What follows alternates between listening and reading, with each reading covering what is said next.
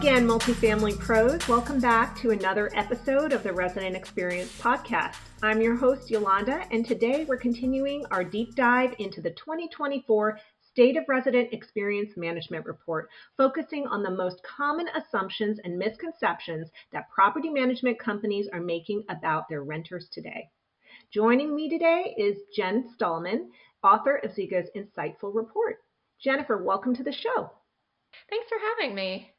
So for our listeners, Jen is the main writer of the State of Resident Experience Management Report, and she's been here from the beginning, digging into the market data with our third-party surveyor to uncover these findings. A few weeks ago, we discussed some significant disconnects between property managers and their renters, which we grouped under this big umbrella of resident communications. A key takeaway was that effective bidirectional communication is at the heart of addressing a number of property management challenges. And that sounds easy, but in practice, things can obviously get a little complicated. So today we're exploring more findings from this report, specifically the assumptions that property managers are making about renter expectations and how they can address these gaps effectively.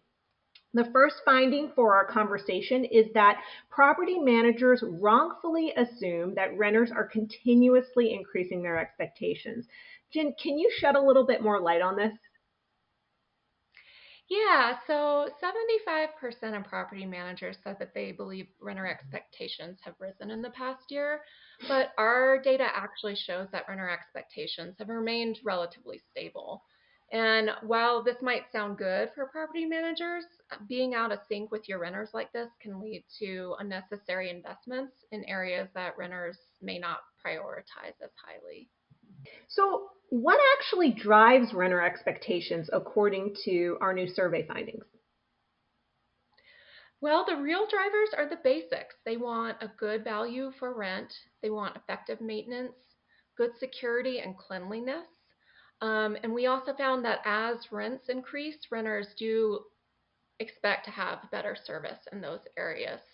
So it's less about luxury upgrades and more about ensuring that the fundamentals are well managed. Makes sense. And you just alluded to it a little bit, but one caveat I found in the report around expectations is that as rent increases, so do expectations. Is that true? Exactly. So as renters pay more, they naturally expect more value in return. But as I just mentioned, it doesn't necessarily mean extravagant amenities. So let's say your rent is about $2,000 a month, and the main lobby in your building is occasionally messy or sometimes in need of service. You might let that slide more than if you were paying, let's say, $3,000 a month for that same unit. Meeting resident expectations is crucial for resident retention, but especially if you're increasing their rent at any point. Makes sense.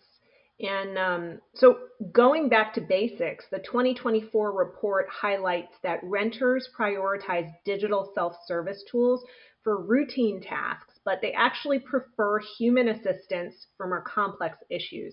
Can you elaborate a little bit more on this preference? I found that a little interesting. Yeah, so renters reported they'd rather use digital tools for everyday tasks like paying rent or submitting maintenance requests for a simple issue. However, when it comes to higher stakes activities, such as resolving a significant maintenance issue or a lease renewal, they really prefer human interaction. So this means property managers should offer a digital platform for their renters, but at the same time, they also need to ensure that their staff is trained to handle these more complex interactions effectively. I can absolutely see how that would be the case too. But despite the preference for digital tools, your report this year found that over half of renters today aren't actually offered a mobile app at their communities. So what's the potential impact of this then? Well, renters get frustrated when they don't have a convenient way to manage certain aspects of their living experience. When they have different avenues to resolve their problems, then they can choose what's most convenient for them. And whether that means using their mobile app or seeing their property manager face to face. And ultimately, having that choice creates a better resident experience. But that said, it's still really important for property managers to promote an app if they have one. If renters aren't aware of it and they don't understand the value, they're not going to download and use it. Absolutely, especially with how many apps there are out there in the world today. I can see Totally. that the education and the enablement around this could be really important. So, so moving on a little bit to actionable tips. This year's State of Resident Experience report introduced a new best practice that's gaining traction in the industry. And it's this concept of a resident advisory group. For our listeners who haven't yet considered something like this, what would a group like this entail? How can property managers implement one of these effectively? Well, the first thing that comes to mind when we talk about uncovering resident expectations and desires is through resident surveys. And I strongly agree with this, and we've seen this tool work well for many, many companies. However, a resident advisory group will offer deeper insights that these surveys might miss. So that's why we feel like resident advisory groups are an important finding this year. It does take a little more legwork than a survey, but it can provide critical insights. Resident advisory groups mean that you're going to select a diverse group of residents at your property who are willing to provide candid feedback and suggestions to you. And these group meetings should be structured with a clear agenda, and all participants should be encouraged to have open dialogue. And this will give property managers valuable qualitative data, but at the same time, it provides additional face to face time with residents who are invested in their community. Yeah, I actually remember a while ago I lived in an apartment community that had something like this, and I thought it was really valuable to be able to funnel information to management through this group. So, lastly, I want to touch on a big trend that I'm observing right now on the multifamily front, and it ties back directly to one of your recommendations in the report this year. And it's this new concept of loyalty programs within multifamily. You recommend using reward programs to build loyalty and understand renters better. Can you elaborate a little bit more on this? Yeah, absolutely. So reward programs are really popular in other industries, and we think they'll have the same success in multifamily if for companies that aren't using them. Reward programs can incentivize positive behaviors such as timely rent payments or participation in community events.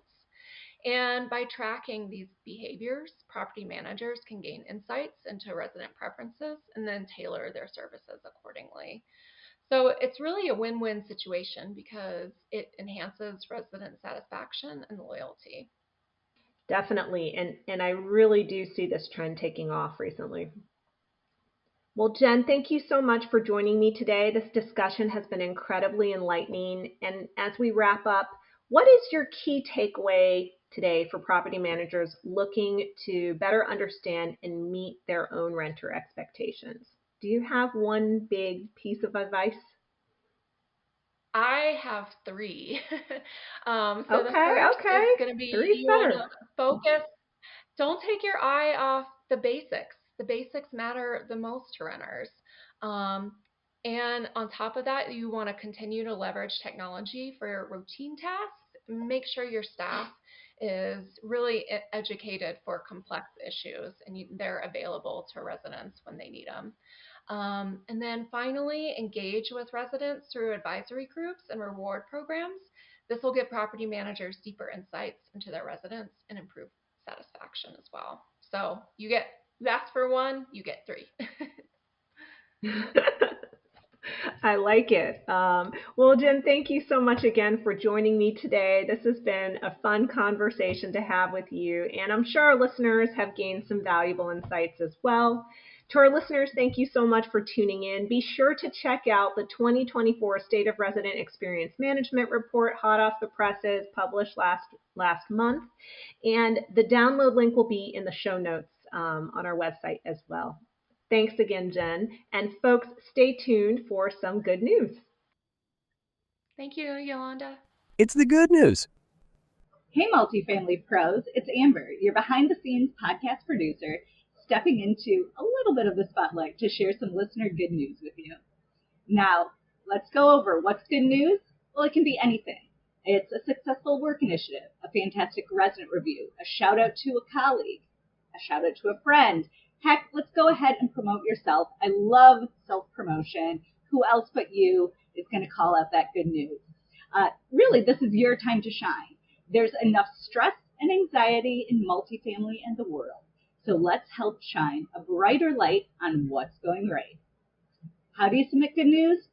Easy peasy lemon breezy. Go to the show bio on any platform you're listening on, or go to our podcast page, which you could be listening on also, gozego.com/podcast, and click the contact the show link. It'll take you to a website where you can leave a text or even a voice message of your good news, and we're going to highlight it on the following show. All right, let's get to the good stuff. First on deck from Anonymous. Well, on my 44th birthday, I got a scratch off and won $5,000. Woo woo! I was able to pay off a credit card that was taking forever to pay. It's a great thing, for me at least, LOL. Okay, Anonymous, wish you had your name on here. I'm 44 as well. Can you give me some of your good mojo and allow me to win $5,000 on a scratch off? Because quite frankly, I don't think anyone here is going to hate on that. Congrats on paying off that credit card. Way to start your 44th year. All right, next up, Angie J. I finally got to meet John in person at Apartmentalize. What a pleasure. Angie, love you. Love that you got to meet John in person. By the way, folks, she's talking about one of our sales folks, McKee. He's an amazing person as well. Love to hear it. All right, next up, Anonymous. I became a certified mental health first aid responder. When residents are experiencing a crisis, I now have the training to assist and even diffuse potential dangerous situations. Oh my gosh, amazing. I think that's such a wonderful skill set to have. So happy to hear you got the certification, and I know your residents are going to be better for it. And then we just have one more for today, folks. One last Anonymous. I got a promotion. Congratulations. I love to hear it. I wish I knew what type of promotion, but whatever it is, I'm sure you deserve it.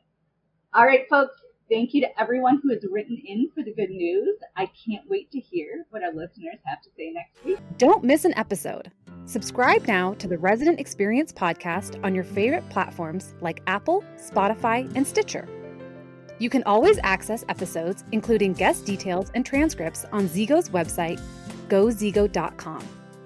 To connect with us directly, make sure you follow @go_Zego on Facebook, LinkedIn, Twitter, and Instagram. Until next time, open the door to giving residents more.